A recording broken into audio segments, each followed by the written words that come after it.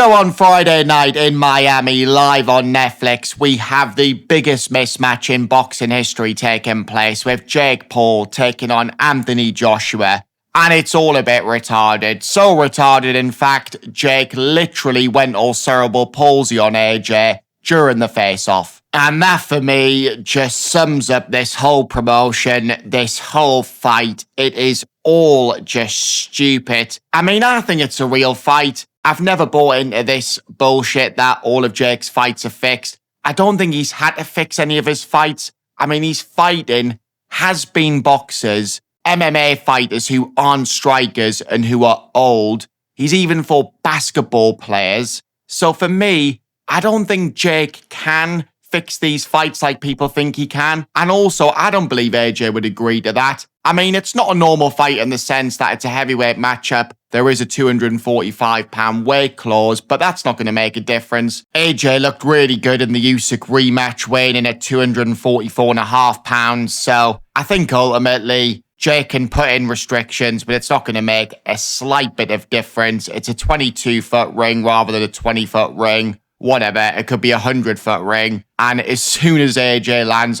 anything remotely heavy, Jake is getting knocked the fuck out. And it's as simple as that. And it doesn't even have to be a clean shot. And I think there's a very good chance here the ref might jump in quick, or the corner will throw in the towel, or it might be a case of Jake just goes down straight away. I mean, I wouldn't be surprised if AJ took it easy on him. I wouldn't be surprised if AJ let Jake have a go for a round or two. But if AJ wants to end this inside 30 seconds, it is getting ended inside 30 seconds. It's as simple as that. So yeah, let's see. I mean, the one thing I will say, if this is scripted and if this is designed for Jake to go the distance or for somehow to be a draw or for Jake to win, I mean, it's not going to happen. It can't happen. It won't happen. AJ wouldn't agree to that. But let's say, for argument's sake, AJ agreed to win on points. Eddie Hearn and AJ will never be believed for anything they say ever again, because all they've said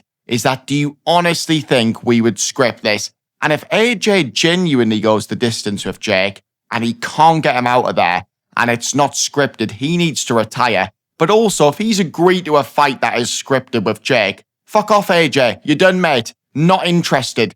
The whole point of you taking this fight is to get rid of Jake. So you better knock him out as soon as you go for the knockout. And if he does go for the knockout and he can't get rid of him, then you need to retire Joshua. But for me, even if AJ is completely shot and he's got nothing left, he'll still have more than enough to get Jake out of there. So I think it's going to be a case of we will know very quick what's going on here. We'll know whether AJ is carrying Jake, and we'll certainly know if it's scripted, but I just don't believe that AJ and Eddie would agree to that, and I don't think it's as easy as what people think also, fixing fights. I think it went on 100 years ago, and I think it has been a problem in boxing, but I don't think you can do that in this day and age, and I genuinely don't believe that Eddie or AJ would agree to that. So let's see what happens, but fair play to Jake for taking it. He's been preparing well. He's had some good sparring with Lawrence Okoli, Jared Anderson, and Frank Sanchez, but it doesn't matter if he's sparring with a prime Mike Tyson, prime Muhammad Ali. It's not going to make a bit of difference here. AJ's also been training with Team Usyk, so it's going to be an easy night for AJ, and it's also redemption for him. Of course, the last time he was in America fighting was against Andy Ruiz Jr., which ended in disaster. He got dropped 4 times and got stopped in 7 rounds, one of the biggest upsets in heavyweight boxing history.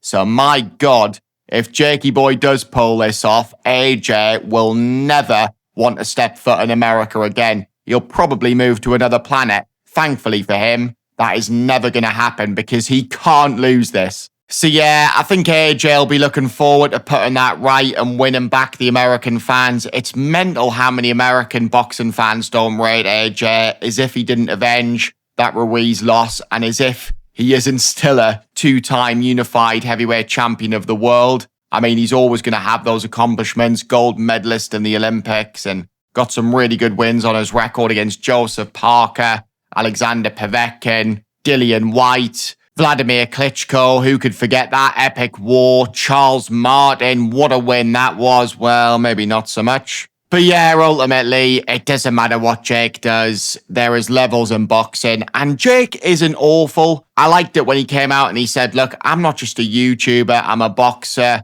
I'm an entrepreneur, and I'm a YouTuber. I think he can be many things, and I think he is a professional boxer now. He's got some okay wins on his record, but ultimately, he's a cruiserweight. He's only fought at heavyweight once, which was basically an exhibition against Mike Tyson.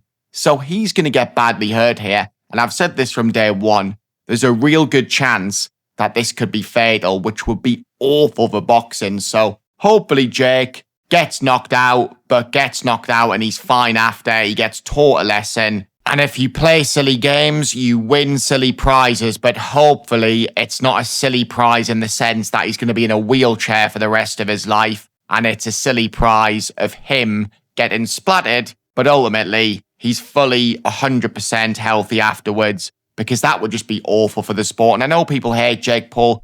I personally just don't watch him. And I think it's so nice when someone does your fucking head in, when you stop watching anything they do and you don't even think about them. So my advice to anyone who gets really annoyed by Jake, stop watching the fucker, because nobody makes us watch these people. But I also see him as a pantomime villain. I don't think he's a bad guy, really. I mean, I think if he was, he would have knocked out Mike Tyson.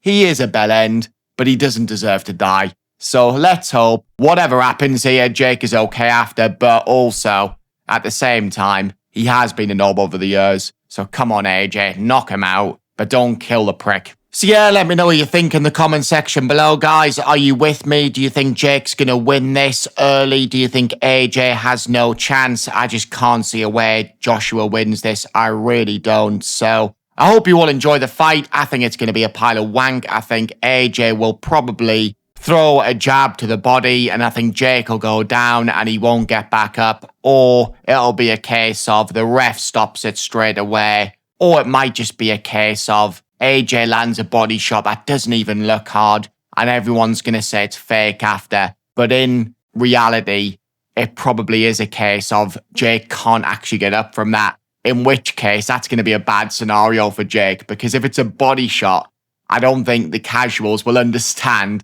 that that's actually really going to hurt, but it'll probably look like WWE to them. So I think whatever happens here, there's going to be a meltdown. I think everyone's going to feel shortchanged. But ultimately, everyone's got Netflix anyway, so who's actually paying for this? And if you're staying up all night to watch a Jake Paul fight, be prepared to be disappointed. So I hope you've all enjoyed this video anyway, guys. I hope you all have a fantastic weekend. Try and enjoy the freak show that is the boxing, and I will see you all on the next one.